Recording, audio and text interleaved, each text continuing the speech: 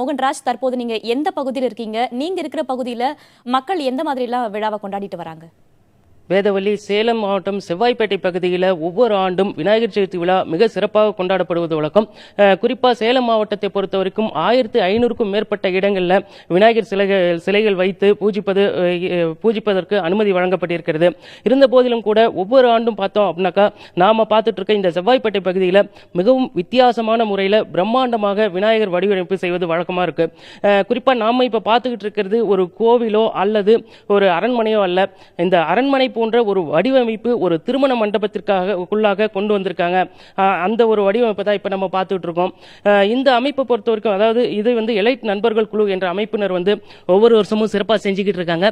அந்த அடிப்படையில் நடப்பு ஆண்டிலும் இவங்க ஒரு வித்தியாசமான வடிவமைப்பு செஞ்சிருக்காங்க. குறிப்பா இந்த ஆண்டு வெறும் நகைகள் ஆபரணங்களால் அலங்கரிக்கப்பட்ட ஒரு விநாயகர் வடிவமைப்பை இங்க வச்சிருக்காங்க. கிட்டத்தட்ட இந்த மண்டபத்தின் நுழைவு பகுதியிலிருந்து 30 அடி தூரத்திற்கு வந்து பார்த்தால் இங்கு ஒரு அழகான ஒரு விநாயகர் சிலை வடிவமைக்கப்பட்டிருக்கு.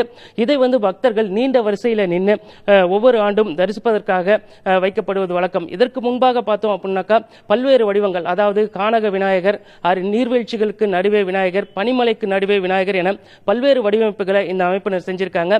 அந்த அடிப்படையில் நடப்பாண்டில் ஸ்வர்ண விநாயகர் என்ற இந்த பிரம்மாண்ட அலங்காரத்தை செஞ்சிருக்காங்க. இது குறித்து இந்த நிகழ்ச்சியோட ஒருங்கிணைப்பாளர் சேகர் நம்மளோட இருக்காரு, அவர்கிட்ட பேசுவோம்.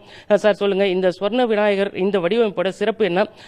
இது எவ்வளவு நாட்களாக கஷ்டப்பட்டு இந்த ஒரு அலங்காரம் பண்ணிருக்கீங்க சார்? இந்த விநாயகர் சதுர்த்தி என்பது உலகமெங்கும் கொண்டாடுறாங்க. இப்ப பார்த்தோம்னா தமிழ்நாட்டில் எஸ்பெஷலி எல்லா ஊர்லேயும் எல்லா தெருக்களிலும் அவங்களால முடிஞ்சது சின்னவங்கலேருந்து பெரியவங்க வரைக்கும் கொண்டாடுறாங்க.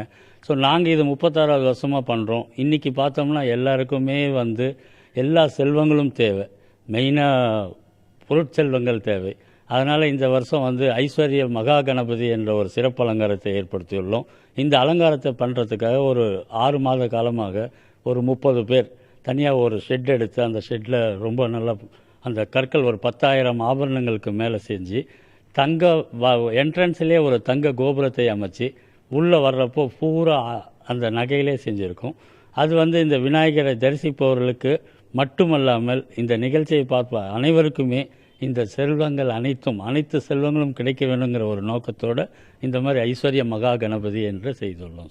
இது எத்தனை மணிக்கு பொதுமக்கள் தரிசனத்துக்காக வைக்கப்படுது? எவ்வளோ பேர் வருவாங்க? பாதுகாப்பு காவல்துறை ஏற்பாடுகள் ஏதாவது இருக்குங்களா? ஸோ இதுக்கு இங்கே எப்படின்னா சேலம் இந்த மண்டபத்தில் இது 36வது வருஷம் சார். இதனால் பொதுமக்களுக்கு ஆர்வம் ஜாஸ்தி ஆக ஆக அவங்களே அமைதியாக நின்று லைனில் பார்ப்பாங்க.